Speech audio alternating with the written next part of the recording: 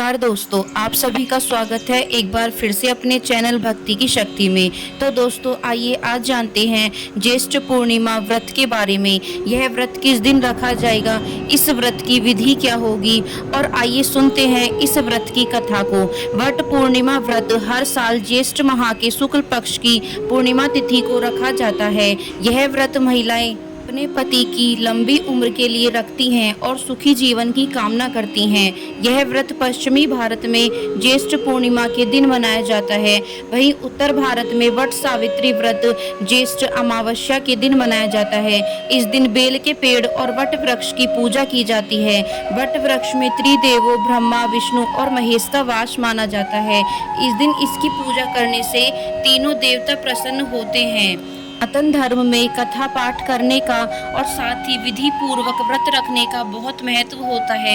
ऐसा ही एक सिद्ध व्रत ज्येष्ठ पूर्णिमा का भी है। जिस दिन व्रत रखा जाता है, श्रद्धालु अपने ईश्वर देव की प्रार्थना करते हैं, उनके लिए तप करते हैं और उन्हीं का आशीर्वाद प्राप्त कर जातकों के जीवन में सुख शांति और समृद्धि का वास होता है। इस साल यह व्रत 21 जून के दिन किया जाएगा। अगर आप भी विधि पूर्वक ज्येष्ठ पूर्णिमा का व्रत संपन्न करना चाहते हैं तो आइए सुनते हैं इस व्रत की सिद्ध कथा को।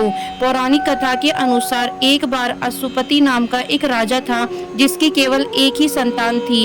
राजा अशुपति की इकलौती संतान देवी सावित्री बहुत ही प्रभावशाली लड़की थी। देवी सावित्री को राजा अशुपति और महारानी ने बड़े ही प्यार और दुलार के साथ पाला था।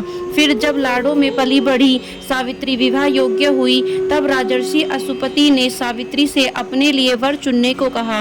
पिता की आज्ञा का पालन कर सावित्री ने घूमसेन के बेटे सत्यवान को अपने लिए बेहतरीन माना। हालांकि विवाह के मध्य ही नारद जी ने अशुपति को सत्यवान के अल्पायु होने के बारे में बताया था।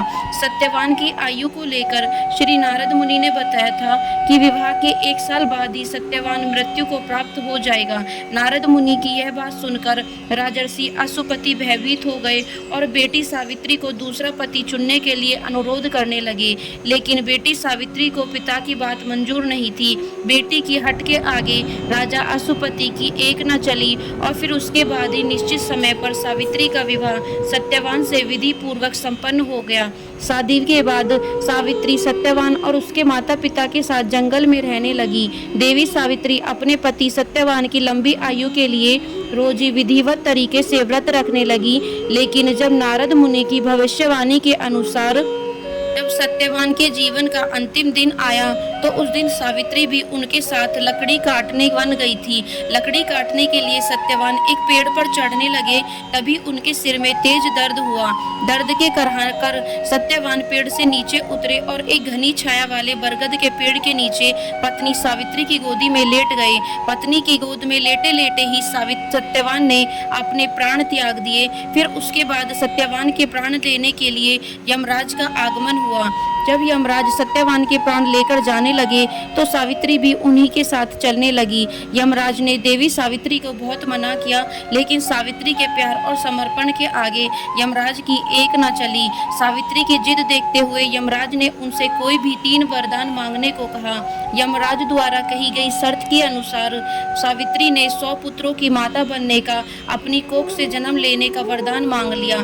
लेकिन यमराज द्वारा दिया गया ये वरदान तभी पूरा होकर फलित हो पाता जब यमराज उसके पति सत्यवान को जिंदा कर देते। अब यमराज सावित्री को दिए गए अपने वचन से बंधे हुए थे। उसी वचन का मान रखते हुए उन्होंने सावित्री के पति सत्यवान के प्राण दोबारा लौटा दिए। प्राण लौटाने के बाद सत्यवान फिर से जीवित हो उठे। तभी से सभी सुहागन महिलाएं हर साल ज्येष्ठ पूर्णिमा के दिन यह सिद्ध व्रत रखती हैं ताकि उनके भी पति की आयु लंबी हो और उन्हें सुखी दाम्पत्य जीवन का आशीर्वाद प्राप्त हो। तो दोस्तों यह थी ज्येष्ठ पूर्णिमा व्रत की संपूर्ण कथा। यदि वीडियो आपको पसंद आई हो तो चैनल को सब्सक्राइब करना बिल्कुल ना भूलें और वीडियो को लाइक एंड शेयर जरूर करें।